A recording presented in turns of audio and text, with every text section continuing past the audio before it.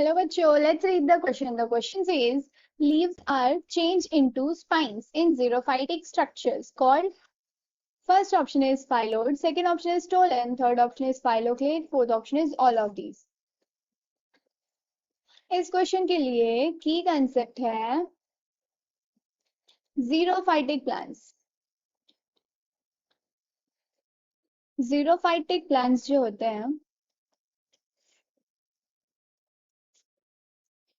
इनका मतलब होता है कि ऐसे plants that can grow in dry places, dry habitats में ग्रो होने के लिए मॉडिफाई हो जाते हैं, उस टाइप के प्लांट्स को कहते हैं xerophytic प्लांट्स.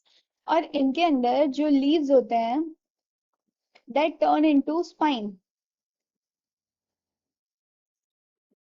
और ऐसा क्यों होता है? To decrease rate of transpiration.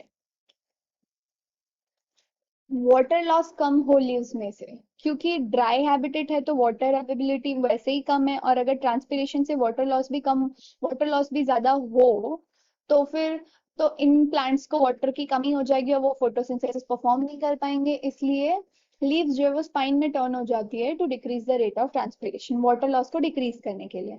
और इनमें जो स्टेम होता है वो मॉडिफाई हो जाता है इनटू फाइलोक्लेड. और फिर अब ये जो फाइलोक्लेड होते हैं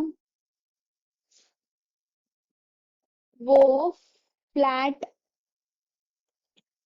ग्रीन मींस क्लोरोफिल कंटेनिंग, तो फोटोसिंथेसिस परफॉर्म करते हैं.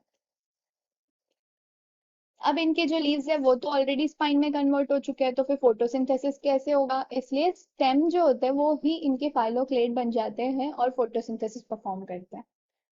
सो leaves are changed into spine in xerophytic structures called as phyloclade. Phyllode क्या होता है? फाइलोड जो होता है वो होता है विंग्ड लीव्स. लीव्स जो है वो विंग्ड हो जाती है इन सम प्लांट्स. ये एक leaf modification. Then stolon. Stolon जो होता है वो सपोज एक प्लांट है, इस तरीके से ग्रो कर रहा है और फिर इसी से एक ब्रांच निकल रही है और फिर यहाँ पे सॉइल में जाने के बाद वो दूसरा प्लांट ग्रो हो गया, फिर यहाँ से तीसरा प्लांट ग्रो हो गया. इस तरीके से जो ये ब्रांचिंग होती है, एक कनेक्शन होता है दो प्लांट्स के बीच में, उसे कहते हैं स्टोलन. ये xerophytic plants में नहीं होता है. Okay, so this is also incorrect, this is incorrect, this is incorrect. Answer is phyloclade. I hope you understood it well. Best of luck.